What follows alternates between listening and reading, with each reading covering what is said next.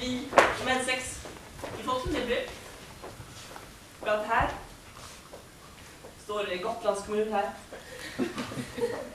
Och vi är faktiskt ganska säkra på att det är faderisteri-sången som har skrivit det här brevet. Fast det är undertecknat med Mufflon Forever.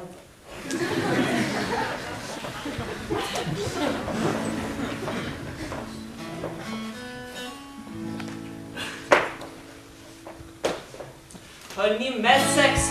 Kan ni svara på frågor? Det är dumt, jag menar varje ord. Dessa solbillar de ger er ikke noe plågor.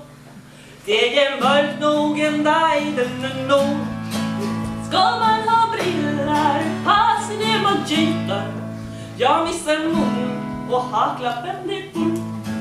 Och när jag dricker kaffe jag regnar i bruvik. Ska man ha solglasögon båda, då blir jag slut.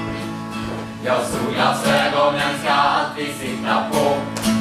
För faderistens bästa faktiskt är. Om man ska kunna hålla livet på munnen. Ja, hela tiden här är en fördel att inte någon ser. Jag har solglas, passen är man flättar. Det blir så svårt, det fan om kontakt. Man ser inte klokare ut, och inte heller ser man ut. Det är solglas, och pabber, det är en fruktglasjakt. Men faderisten ska ju faktiskt inte flörta. Och inte glömma sina solglas inom tid.